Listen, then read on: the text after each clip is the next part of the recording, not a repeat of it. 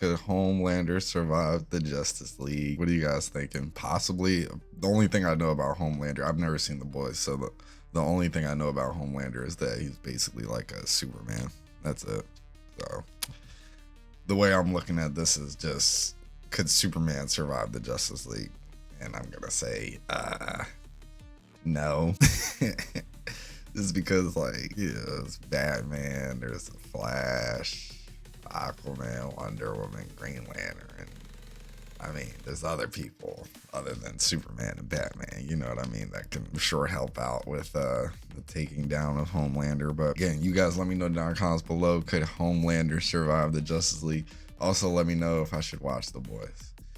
I've been told I should, because if I get spammed with, yeah, watch The Boys, watch The Boys, watch The Boys, watch The Boys, watch The Boys, watch The Boys, then I'll probably end up watching The Boys then. I think this is going to be easy for the Justice League, right? This is going to be child's play for the Justice League. What do you guys think?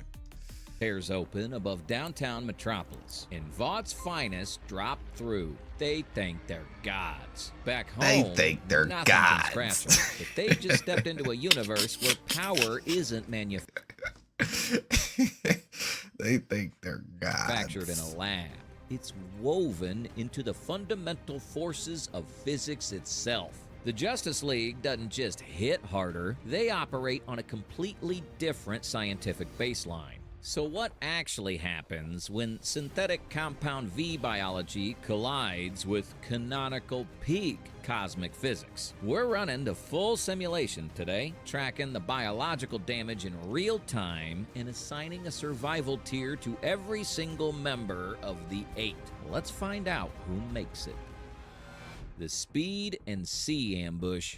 A-Train and the Deep go first. That's not a coincidence. A-Train targets the Flash. The Deep pulls Aquaman toward the harbor. Two simultaneous... Both characters from The Boys, I know nothing about them, but I can tell you for sure that they are not touching any of the Justice League. Like, you know what I mean? Like, they're not on that level at all. We all know it. And maybe they are. Like, again, you guys just let me know if, like, The Boys are actually busted, because they could be. Ambushes. Clean and simple. A-Train opens at Mach 3. At that speed, his compound V enhanced heart is hammering somewhere around 400 beats per minute. His body physically punches air molecules out of the way as he moves. The friction between his skin and the compressed air in front of him generates surface temperatures that would strip paint off a fighter jet. He thinks he has the drop on Flash. He doesn't. The Flash doesn't run. He connects to the Speed Force. There is no drag, no heat, no atmospheric resistance at all. He reaches out and grabs A-Train at full stride, then accelerates to Mach 50 in under half a second. Here's where A-Train's biology completely betrays him. He has no frictionless aura. The Speed Force envelope belongs to Barry alone. He gonna run him out his skin, literally. Flash is running him out his skin, bro. Body takes the full aerodynamic load of Mach 50 unprotected. The G-force spike is instant and Flash is like, hey, you gotta see something. The aortic valve simply snaps. His skin carbonizes along his leading edges from the sudden thermal spike. A-Train is dead before he even registers what happened. 4 seconds, start to finish. Across the harbor, the Deep is already pulling Aquaman underwater. He's adapted to 15,000 psi at the Mariana Trench floor. His biology is pliable, designed to flex and absorb extreme hydrostatic pressure without rupturing. He genuinely believes he has the advantage. But Aquaman's Atlantean physiology isn't built the same way. It's not pliable, it's dense, engineered to function at the ocean floor without bending at all. Where the Deep's body absorbs pressure by flexing, Arthur's body simply refuses to compress. The Deep grabs him. Aquaman doesn't struggle, he just throws a single punch. The kinetic energy from that strike transfers directly into the Deep's pliable hydrostatic tissue. And because his body is designed to flex rather than resist, the pressure wave moves through him like a hammer through water. His internal organs, his liver, his spleen, from one punch, lungs liquefy from the hydrostatic shock. The deep from one sinks. punch. The harbor goes quiet. A-Train earns a tier F. Total cardiovascular and structural collapse. The deep earns a tier F. The ambush didn't just fail. It wasn't even close. The tactical wall. Vought doesn't pull back. Queen Maeve and Black Noir drop in to hold the line. The tactical logic shifts here. This isn't about speed anymore. This is about durability, close quarters damage output, and raw combat intelligence. Maeve is the closest thing the Seven has to a genuine frontline fighter.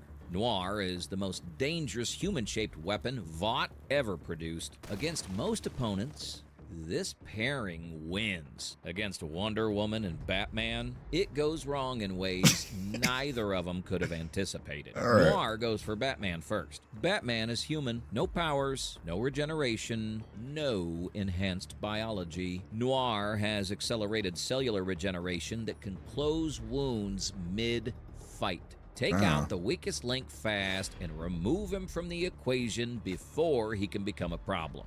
Except Batman already knows that logic. He was counting on it. He doesn't reach for an explosion. He reaches for a sonic emitter, a device tuned to a very specific frequency. The inner ear contains a fluid called endolymph. It sits inside the vestibular system and controls your sense of balance and spatial orientation. When you expose that fluid to a sustained, focused acoustic frequency at the right resonance, it doesn't just hurt. It boils. The cells lining the vestibular canal begin to rupture. Their equilibrium doesn't just get disrupted, it gets destroyed. The regeneration can't outpace continuous destruction at the cellular level. Every time new vestibular tissue forms, the frequency sheds it again. Noir is trapped in a loop of perfect biological agony. Healing and breaking and healing and breaking. Completely unable to stand, unable to orient himself, unable to fight. Across the street, Maeve charges Wonder Woman, no hesitation. Maeve's bone structure is reinforced with enhanced calcium-carbon bonds from decades of compound V saturation. She's taken tank rounds and smiled. Her right hook carries enough force to collapse a structural wall. She throws it full weight, full velocity, directly at Wonder Woman's torso. Wonder Woman raises her bracers. The bracers are forged from Amazonian divine metal. They absorb incoming kinetic force and redirect it 100%. No loss. 100%. No energy bleed through flex. The momentum simply reverses. When Maeve's fist connects, her kinetic energy has nowhere to go forward. It reflects backward through the point of contact, back into her arm, traveling up through her wrist, her forearm, her elbow, her shoulder. The retrograde shockwave moves faster than her enhanced pain receptors can even register. The tensile strength of her calcium-carbon reinforced bones, the thing that makes her practically invulnerable to external force, means nothing here. Because the force isn't external. It's already inside her skeletal structure before her body can respond. Her radius and ulna shatter. Powder, not fractures. From her own punch, Wonder Woman didn't throw a single strike. Black Noir survives the encounter, technically. Her heart's still beating, but he is neurologically wrecked. Locked in an endless vertigo spiral with no way out. Maeve is breathing, barely. Tier D for both. Still alive, completely broken. Family Dollar Justice League. Maeve and Noir are down. They can't. The line has collapsed, and now Vought has. They can't match up to the Justice League. I thought this was just going to be a Homelander joke, but I see how he does it. Who are these guys? Like, we got some extras. Has to make a decision. They escalate. Soldier Boy and Stormfront step forward. This isn't close quarters anymore. This is energy warfare. Wide scale, high yield, the kind of destruction that levels city blocks. Really? But Vought just pointed their two heaviest weapons at Green Lantern and Martian Manhunter. Stormfront moves first. She you bring heavy weapons to the Justice League, like these people. And they're just like, they're heavy weapons to an extent of blowing up like an ice cream cone stand or something, compared to like the Justice League where they could destroy planets together. Like these guys they're not strong. Atmospheric charge and generates localized plasma arcs, channeling millions of volts directly at John Jones. The electricity moves at the speed of light. There is no dodging it at human reaction time. She knows this. What she doesn't know is that John doesn't need to dodge it. Here's the physics. All matter is mostly empty space. The nucleus of an atom takes I always forget about Manhunter too. 100,000th of an atom's total volume. The rest is just the electron cloud surrounding it. At the quantum level, what we experience as solid matter is almost entirely void. John can shift his molecular density by increasing the space between his own atoms, expanding that void deliberately until solid matter becomes suggestion. Stormfront's plasma arcs don't hit him. They pass through empty space in his atomic structure like light through a window. John phases his hand directly into Stormfront's chest and solidifies just his fingers inside her thoracic cavity. That's it. That's the whole move. But the consequence is immediate and total. By introducing foreign solid mass directly inside her chest wall, he disrupts her body's bioelectrical current at the source. Stormfront drops without making a sound. Soldier Boy sees it happen, and he does exactly what you'd expect him to. His chest beam releases a localized ionizing radiation So does shield. The yield sits roughly in the range of a 20 kiloton nuclear detonation, the kind of energy output that can level a city district and irradiate everything within a half-mile radius. In open air, it would be catastrophic.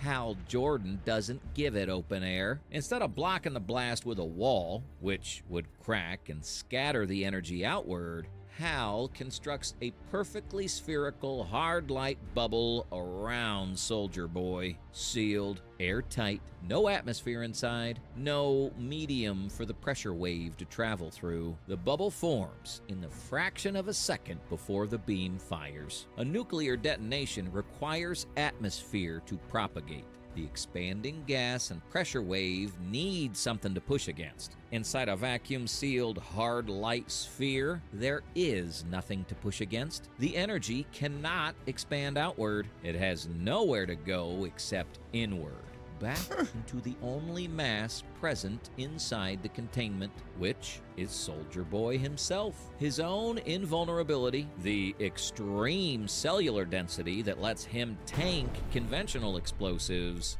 works completely against him here. His body can't rupture outward, so the thermal energy and ionizing radiation fold inward instead. His organs absorb 100% of a 20 kiloton yield with no release valve. He doesn't explode, he just cooks slowly, completely, from the inside out. It's like if Captain America had some actual busted powers. Neural death. Instantaneous. Soldier Boy earns a tier B. His durability keeps him breathing, barely, but the radiation saturation is permanent. He survives, he just won't ever be a threat again. The final reckoning. 8 members of Vought's finest gone, broken, or permanently neutralized. And through all of it, Homelander hasn't moved. He's been watching from the upper atmosphere, arms crossed, cape catching the wind, running calculations. He's not afraid. He's never been afraid of anything in his life. He descends now because there's no one left. Just him and the man in the blue suit standing in the rubble below. Superman doesn't posture. He just waits. Homelander fires first. Of course he does. His heat vision cuts loose at full output. This is his closer. The move that ends fights at peak output. Homelander's ocular beams generate surface temperatures somewhere in the range of 10,000 degrees Fahrenheit. That's it? That is real devastating thermal energy against anything in his home universe. Superman his doesn't home move. universe. Here's why. Superman's cells are biological solar batteries. They're specifically engineered by Kryptonian evolution to absorb and metabolize radiation from a yellow-class G-type star. Our sun's core burns at approximately 27 million 27 million degrees Fahrenheit. degrees Fahrenheit. His cellular structure is calibrated to that baseline. 10,000 degrees doesn't damage him. It's below the threshold his body even registers as a threat. Homelander's heat vision isn't an attack. It's a low-grade energy snack, while Homelander pushes harder and harder until the capillaries behind his eyes begin to rupture from the sustained strain. Homelander stops firing. His eyes are bleeding. He switches to speed. If he can't burn him, he'll blitz him. Homelander's flight is biomechanical thrust. His body generates lift by pushing against gravity, essentially using his enhanced musculature as a directional engine. Superman doesn't push against gravity. He manipulates his own localized gravitational field. He doesn't fight inertia, he edits it. Homelander blitzes. Superman steps slightly to the side and catches him by the wrist. Homelander pulls. Nothing happens. He's pushing against a man whose physical anchor isn't muscular force. It's gravitational manipulation. Superman pulls his hands back and claps them together right next to Homelander's head. That's all. The science of a super clap at that scale is straightforward and brutal. The sudden air pressure spike releases a barometric shock wave. The overpressure wave hits Homelander's ears before his nervous system can even register the motion. His eardrums rupture instantly. The pressure cascade scrambles his vestibular system. Capillaries across his cerebral cortex burst, overpressure bleeding through his skull. Homelander hits the pavement. He can't stand. He can't fly. But every system that made him dangerous is offline. His heat vision flickers and dies. His equilibrium is gone. Superman lands next to him, looks down, and walks away. Homelander earns a tier F. Not because he's dead, because he's not. He has to lie there, fully conscious, completely aware of exactly what just happened and what it means. And what it means. The gap between Compound V and cosmic physics isn't a skill gap. It's a category gap. Homelander was built to be the strongest thing in a world with a very low ceiling. What do you think? Drop your own survival tiers in the comments and subscribe to Nerd Science for more breakdowns like this. I actually love that he brought in the rest of the boys. So seeing everybody else get cooked instantly was really nice. Let me know down in the comments below what you guys are thinking about this. Did Nerd Science hit it on the head right there? Hit that like button, hit that sub button if you haven't already. We got could Solid Snake survive Resident Evil, and we got could Batman survive the Death Note. It should be the joke. He should have did the Joker instead of Batman survive the Death Note, but I guess the Joker's using the Death Note, so I mean, I don't know. Maybe we'll get a Joker Death Note 1 too as well. I just love how the Flash just like made freaking A-Train run like billions of light years faster, and then he just burned up. Like that was probably my favorite. That one, the Batman one, and the one with Superman. You know, Superman versus Homelander. I like those fights. Those fights are like, yeah, you guys. I don't think you guys understand where you guys are. Like, I don't think the boys knew what they were getting into. GG's though. GG's. Can't wait for the next one. Stay tuned, boys. Stay tuned tomorrow for the next Nerd Science Bangerino.